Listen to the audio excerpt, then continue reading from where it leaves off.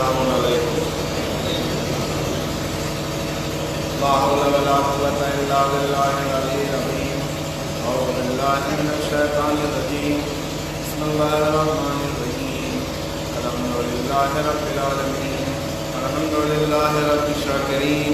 الحمد لله كما هو أهله. الصلاة والسلام على أشرف الأنبياء والمرسلين وخاتم النبيين نبينا وشفيع ذنوبنا وحبيب قلوبنا وطبيب نفوسنا مولانا ومولى الكونين جد الحسن والحسين أبي القاسم محمد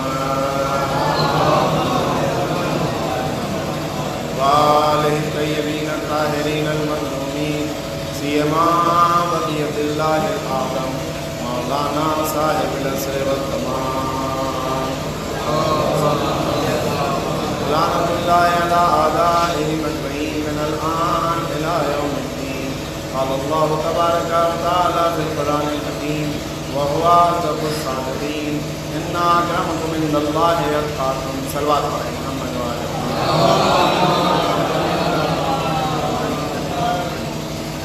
حضرت عزیزان ایمان،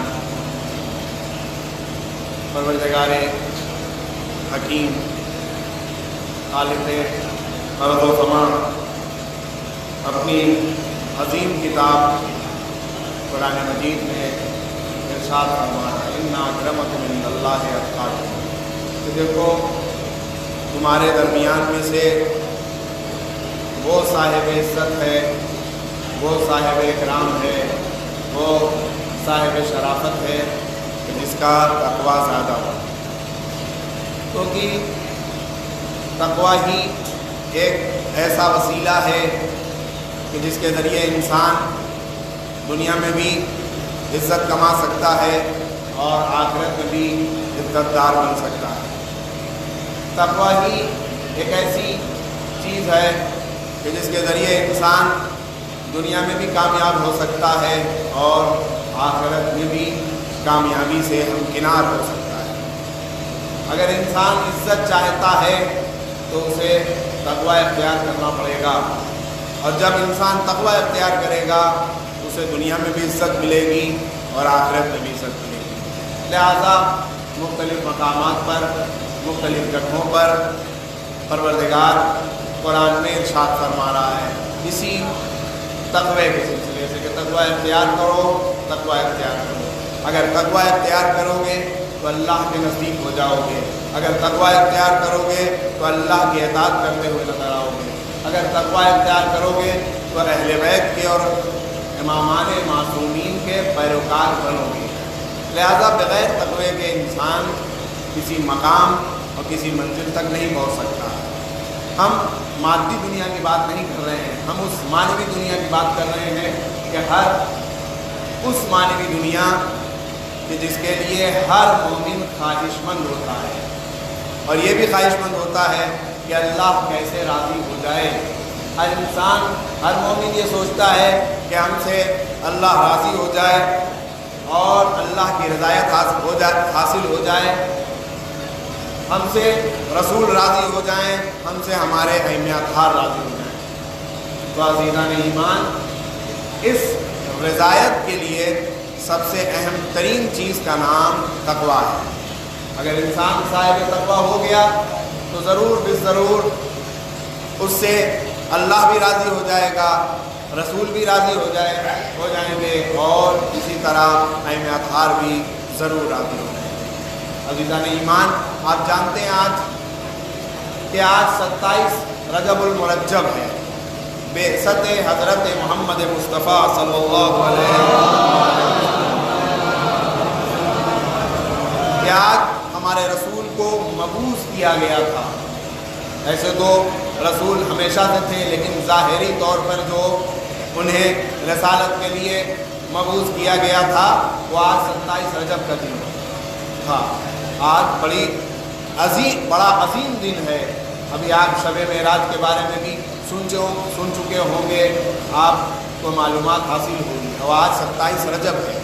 عزیزان گرامی، ہمیں دیکھنا ہوگا کہ آج جس سلسلے سے جو مناسبت ہے مبعث کی، عید مبعث کی، کہ آج کون مبعوث ہوا تھا؟ رسول اکرم صلی اللہ علیہ وسلم رسالت کے لیے مبعوث ہوئے. قرآن میں مختلف مقامات پر پروردگار عالم رسول اکرم صلی اللہ علیہ وآلہ وسلم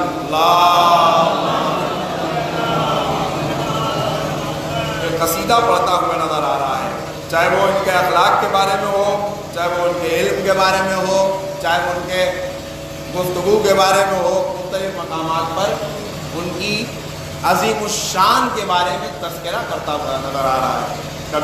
کبھی یہ ارشاد فرماتا ہے کہ لقد کان لکم فی رسول اللہ اسوۃ حسنہ لمن کان یرجو اللہ والیوم الآخر. تو دیکھو رسول اللہ کی زندگی تمہارے لیے بہترین نمونہ عمل ہے. ہر انسان یہ کوشش کرتا ہے کہ اگر اس دنیا میں آیا ہے اور ہوش و حواس کے مرحلے تک پہنچ چکا ہے تو وہ کیسے کامیابی سے ہمکنار ہو. ایک صلوات پڑھیں محمد والے محمد. آپ حضرات ادھر متوجہ ہوں، ادھر متوجہ نہ ہوں. اب اپنا نماز پڑھنے کے لیے آئے ہیں اور یہ سب ہوتا رہے گا، شور شرابہ نہ کریں. ایک صلوات پڑھیں محمد والے محمد.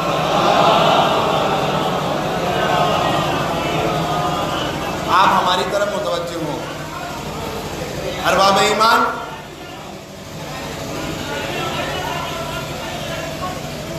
پھر آپ حضرات سے اعلان کر رہا ہوں کہ آپ ہماری طرف متوجہ ہیں.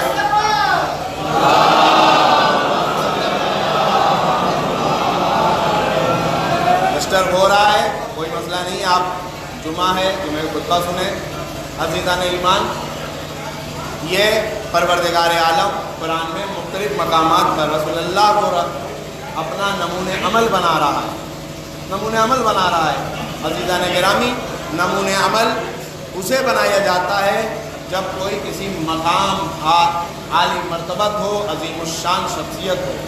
یہاں پر خود رسول اکرم اپنے آپ کو نمونہ عمل نہیں بنا رہے ہیں، بلکہ رسول اکرم کو پروردگار عالم تمام دنیا کے لیے نمونہ عمل بنا کر لوگوں کے سامنے پیش کر رہا ہے.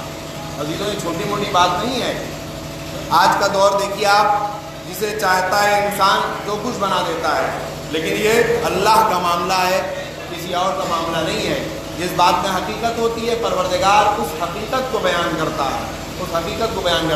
رسول اکرم کے زندگی میں اگر آپ زندگی کا مطالعہ کریں تو آپ وہ ہر میدان میں سب سے آگے، سب سے افضل، سب سے بہتر نظر آئیں گے. چاہے وہ علم کا معاملہ ہو، چاہے وہ شجاعت کا معاملہ ہو، چاہے وہ تقوی کا معاملہ ہو، چاہے وفاداری کا معاملہ ہو، یا دوسرے اخلاقی تمام فضائل و کرامات میں سب سے افضل اور سب سے بہتر ہیں. اب ہر انسان چاہتا ہے کہ وہ دنیا میں بھی کامیاب ہو، آخرت میں بھی کامیاب ہو. تو اگر انسان چاہتا ہے کہ دنیا میں بھی کامیاب ہو، آخرت میں بھی کامیاب ہو، تو اسے رسول اکرم کو نمونہ عمل بنانا پڑے گا. اور جب انسان رسول اکرم کو نمونہ عمل بنائے گا تو آپ دیکھ لیجئے دنیا میں، آپ اسی دنیا میں دیکھ لیں، رسول اکرم کے زمانے میں دیکھ لیں کہ ان کا جس نے انہیں نمونہ عمل بنایا، کوئی سلمان نظر آیا، کوئی ابو ذر نظر آیا، وغیرہ وغیرہ. یہ تمام چیزیں. صلوات پڑھیں محمد والے محمد.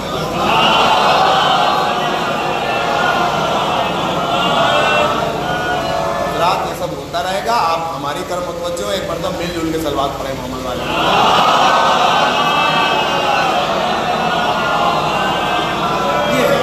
اسی لیے دوسرے مقامات پر بھی پروردگار ارشاد فرما رہا ہے کہ دیکھو، جب انہیں ہم نمونہ عمل بنا کر میں نے بھیجا ہے تو طے بات ہے ان کے اندر کوئی عیب نہیں پایا جائے گا، ان کے اندر کوئی برائی نہیں پائی جا سکتی، ان کے اندر کوئی نقص نہیں پایا جائے گا.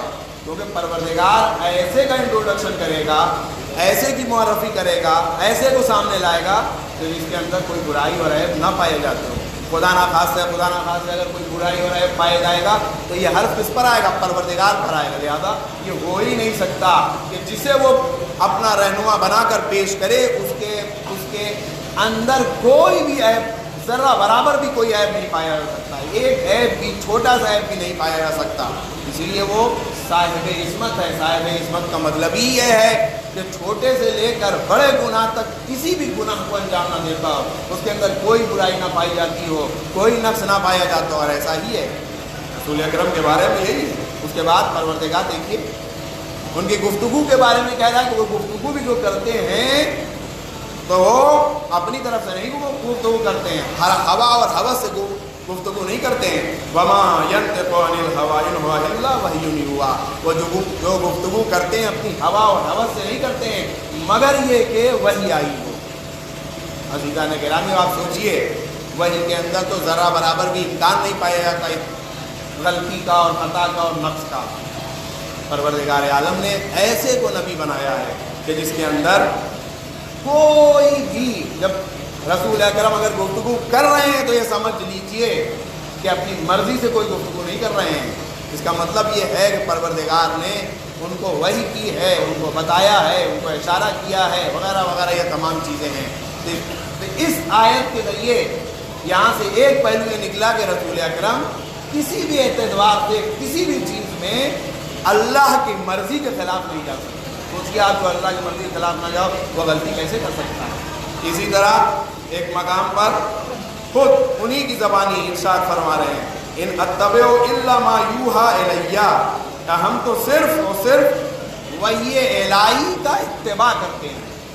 بات سوچیے قرآن میں بیان ہو رہا ہے، کس کی زبانی بیان ہو رہا ہے؟ رسول اللہ کی زبانی پروردگار بیان کر رہا ہے کہ ہم تو صرف وحی الہی کا اتباع کرتے ہیں۔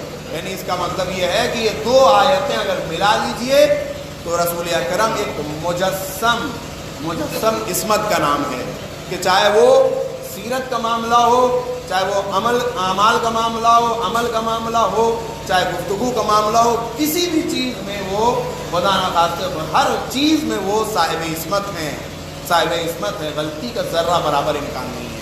وہ ایسی عظیم المرتبہ شخصیت کو ہمارے درمیان کس نے بھیجا؟ پروردگار نے بھیجا، تاکہ ہم ان کے نقش قدم پر چل کر اللہ کا تقرب حاصل کر رہے ہیں، دنیا میں بھی عزت دار ہو جائیں اور آخرت میں بھی صاحب عزت بن جائیں۔ پروردگار تجھے اہل بیت اطہار کا واسطہ، پروردگار تجھے تیری مقدس ذات کا واسطہ، جو لوگ پریشان حال ہیں ان کی پریشانیوں کو برطرف فرما۔ پروردگار جو لوگ مقروض ہوں ان کی جلد سے جلد قرض کی ادائیگی فرما۔ پروردگار جو لوگ مریض ہیں ان کی شفا عطا فرما۔ پروردگار ہمارے گھر پر، ہمارے خاندان پر، ہماری فیملی پر، ہمارے کاروبار پر، ہمارے بزنس پہ آنے والی تمام بلاؤں کو برطرف فرما۔ پروردگار جو صاحب اولاد نہیں ہیں ان کو اولاد عطا فرما۔ پروردگار ہمارے آخری امام کے ظہور میں تاجیل فرما۔ بسم اللہ الرحمن الرحیم انا اعطیناک الکوثر فصل لربک وانحر انا شانئک هو الابتر۔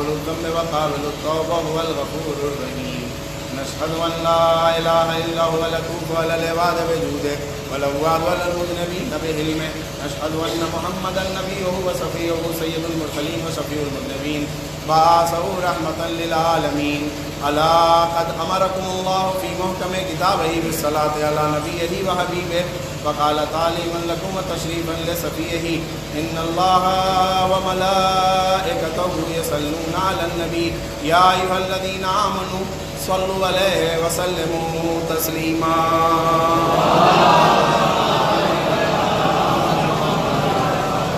اللهم صل على سيد المرسلين وشفيع المسلمين وخاتم النبيين أبي القاسم محمد وعلى إمام المسلمين قائد الغر المحجلين أمير المؤمنين علي بن أبي طالب وعلى سيدة نساء العالمين فاطمة بنت رسول الله صلوات الله عليها وعلى الحسن بن علي المجتبى والحسين الشهيد بكربلاء وعلي بن الحسين ومحمد بن علي وجعفر بن محمد وموسى بن جعفر وعلي بن موسى ومحمد بن علي وعلي بن محمد والحسن بن علي العسكري صلوات الله عليهم أجمعين اللهم صل على صاحب العصر والزمان الأمان الأمان الأمان الغوث الغوث الغوث أدركنا ما هي آثار البدع والطغيان خادم أبنية الشرك والنفاق صلوات پر محمد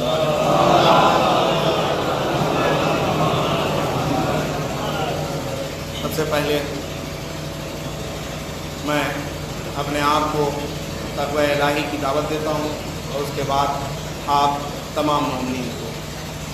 اسی طرح آج عید مبعث ہے. میں سب سے پہلے اللہ کی آخری حجت حضرت امام زمانہ صلی اللہ تعالیٰ فرد الشریف اور تمام مراجع کرام علماء کرام اور آپ تمام مومنین کی خدمت میں مبارکباد پیش کرتا ہوں کہ یہ بہت ہی عظیم دن ہے کہ پروردگار نے رسول اکرم کو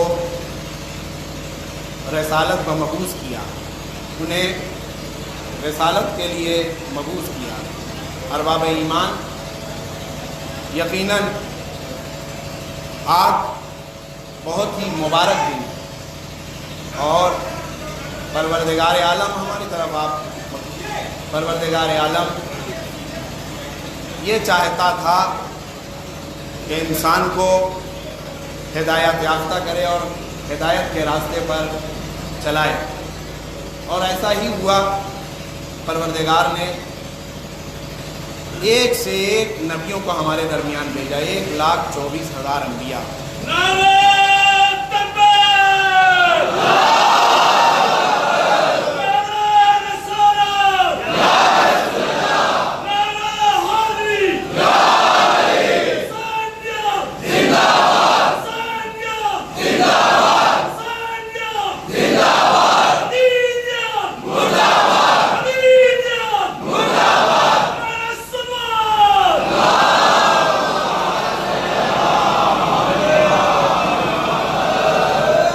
یقیناً 1,24,000 انبیاء جو بھیجے اس میں آخری فرد جسے ہمارے رسول اکرم صلی اللہ علیہ وآلہ وسلم, اس کے بعد کوئی نبی نہیں آنے والا, کوئی نبی نہیں آنے والا, کیونکہ یہ آخری نبی ہیں, افضل ہیں, اکمل ہیں, سب سے بہتر ہیں, تمام نبیوں سے افضل ہیں. ایسا نہیں ہم عام کی بات چھوڑیے, تمام نبیوں سے افضل. اسی لیے پروردگار قرآن میں ارشاد فرما رہا ہے آپ کے اخلاق کے بارے میں, انک لعلی خلق عظیم, کہ اے رسول آپ خلق عظیم کی منزل پر پائے. عزیزان گرامی, پھر وہی بات آ رہی ہے کہ یہ خطاب اللہ کی طرف سے خطاب ہے, دنیا کا دیا ہوا خطاب نہیں ہے کہ آپ جسے چاہیں جو خطاب دے دیں, بلکہ پروردگار रसूल अकरम को खिताब कर रहा है कि आप मुल्क अज़ीम की मंजिल पर फायद हैं। इसका मतलब है उसमें हकीकत पोशीदा है, क्योंकि परवरदिगार जो बात करता है उसके अंदर हकीकत पोशीदा है। वह इंसान उस चीज़ का हामिल होता है। रसूल अकरम ऐसे ही थे और यही अखलाक था, यही किरदार था रसूल अकरम का कि जो आज तक लोग उनके किरदार को, उनके अखलाक को, उनके अतवार को याद कर रहे हैं। आज धीरे धीरे पूरी दुनिया में, धीरे धीरे क्या पूरी दुनिया में आज लोग रसूल का नाम क्यों ले रहे हैं, इस्लाम का नाम क्यों ले रहे हैं? उसके अंदर अच्छाई है, लेकिन तय तब ये बात भी तय है कि एक तरफ अच्छाई अच्छाई तो दूसरे तरफ तय बात है कि दुश्मन लगे हुए हैं, हर पहलू से चाहते हैं कि बदनाम करें। लेकिन परवरदिगार जिसे इज़्ज़त देना चाहता है उसे कोई जलील नहीं कर सकता, और जिसे जलील करना चाहता है कोई उसे इज़्ज़तदार नहीं बना सकता। परवरदिगार तुझे तेरी ज़ात का वास्ता, अहले बैत अतहार का वास्ता, परवरदिगार जो लोग भी मरीज़ हैं उनकी शिफा अता फरमा। परवरदिगार जहाँ जहाँ भी शियाने हैदर करार हैं उनकी जान, उनकी माल, उनकी नामूस की हिफाजत फरमा। परवरदिगार एक मरतबा फिर तेरी बारगाह में मुल्तबिस हूँ, क्योंकि बार बार लोग कहते हैं परवरदिगार जो भी आपके नज़रों में जो लोग मरीज़ हैं उनकी शफा अता फरमा। परवरदिगार हमारे ख़ानदान पर, हमारी फैमिली पर, हमारे बच्चों पर, हमारे कारोबार पर, बिजनेस पे आने वाली तमाम बलाओं को बरतरफ फरमा। परवरदिगार हमारे आखिरी इमाम के ज़हूर में ताजील फरमा। बिस्मिल्लाहिर्रहमानिर्रहीम। इन्ना अअतैनाकल कौसर फसल्लि लिरब्बिका वन्हर इन्ना शानिअका हुवल अबतर।